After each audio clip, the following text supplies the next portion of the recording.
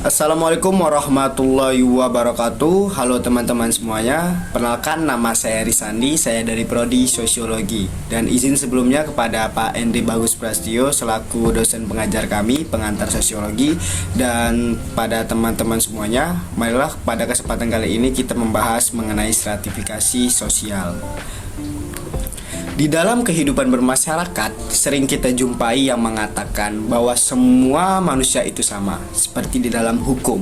Semua manusia dikatakan memiliki kedudukan yang sama, walaupun pada kenyataannya banyak kasus yang memperlihatkan ketidaksetaraan kedudukan yang ada pada manusia.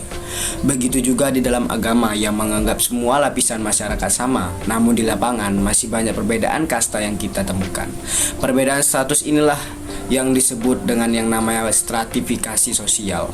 Ada beberapa pendapat ahli yang menjelaskan mengenai pengertian tentang stratifikasi. Yang pertama adalah P.J. Bauman yang mengatakan stratifikasi sosial adalah golongan manusia dengan ditandai suatu cara hidup dalam kesadaran akan beberapa hak-hak istimewa yang tertentu dan karena itu menuntut gengsi kemasyarakatan. Surjono Sukanto mengatakan stratifikasi sosial adalah pembedaan posisi seseorang ataupun kelompok dalam kedudukan yang berbeda secara vertikal. Bruce J. Cohen mengatakan stratifikasi sosial adalah sistem yang menempatkan seseorang sesuai dengan kualitas yang dimiliki dan menempatkan mereka dengan pada kelas sosial yang sesuai. Selanjutnya, ada macam-macam stratifikasi sosial. Ada 3. Yang pertama adalah askrip status. Status yang diberikan karena keturunan. Contohnya seorang raja yang memiliki anak laki-laki, maka anak tersebut akan menjadi raja di kemudian hari. Yang kedua adalah asip status. Status yang diperoleh dengan usaha. Salah satunya adalah gelar sarjana yang dimiliki seorang mahasiswa yang telah menyelesaikan studinya. Yang ketiga adalah assigned status. Status yang diberikan karena seseorang telah berjasa. Seperti contoh gelar seorang datuk yang diberikan kerajaan Malaysia kepada masyarakat yang telah berjasa. Ada beberapa bentuk stratifikasi sosial. Yang pertama adalah berdasarkan usia, yang dimana yang lebih tua biasanya akan lebih dipandang dan dipercaya oleh masyarakat dalam menangani sesuatu karena mengira sudah memiliki banyak pengalaman. Namun yang muda malah lebih diremehkan. Dan yang kedua adalah jenis kelamin, yang dimana laki-laki cenderung akan dipercaya oleh masyarakat dalam melakukan sesuatu hal yang berat.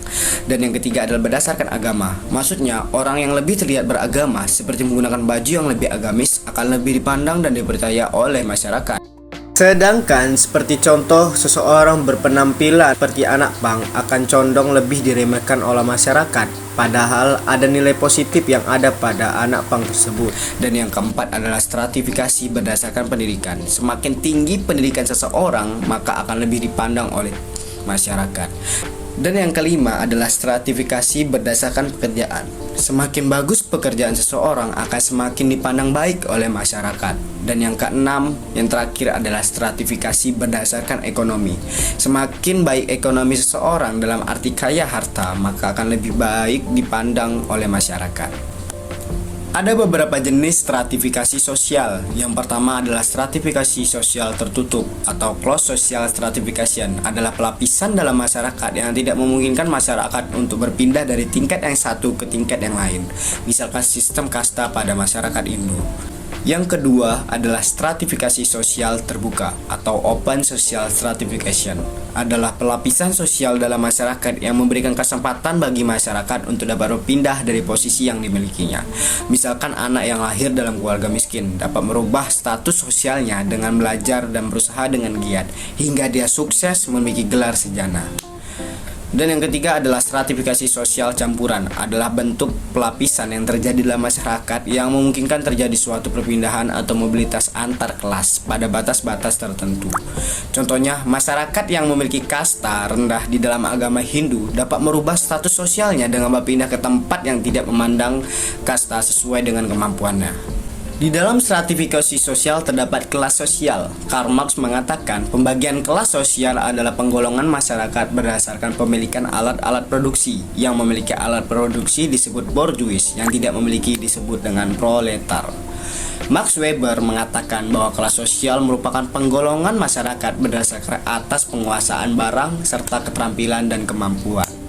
Peter L. Berger mengatakan kelas sosial adalah posisi seseorang dalam masyarakat berdasarkan kriteria ekonomi.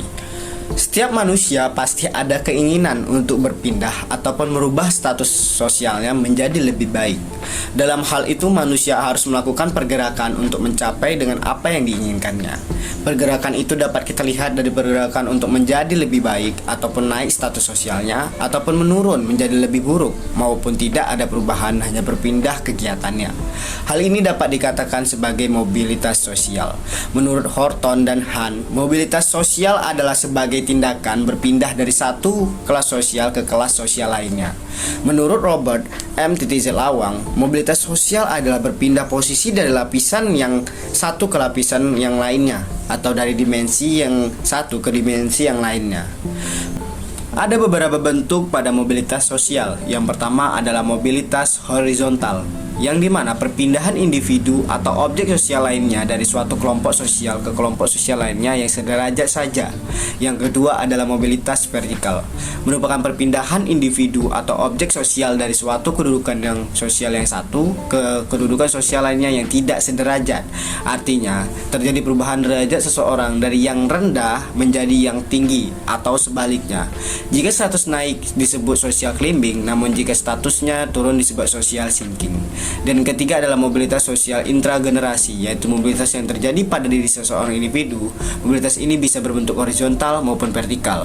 Mobilitas sosial antar generasi, yaitu mobilitas sosial yang terjadi pada keturunan individu, maksudnya tidak terjadi perpindahan pada diri individu, namun terjadi perpindahan berkat keturunannya. Mobilitas ini juga dapat berbentuk horizontal maupun vertikal. Dapat kita simpulkan, stratifikasi sosial sudah sangat sering terjadi di masyarakat, tergantung sesuai kebutuhan pandangan yang diinginkan oleh masyarakat. Jika dia sedang mengalami masalah keuangan, dia akan mencari orang yang status ekonominya tinggi. Jika dia mengalami masalah tentang agama, maka dia akan mencari orang yang paham akan agama.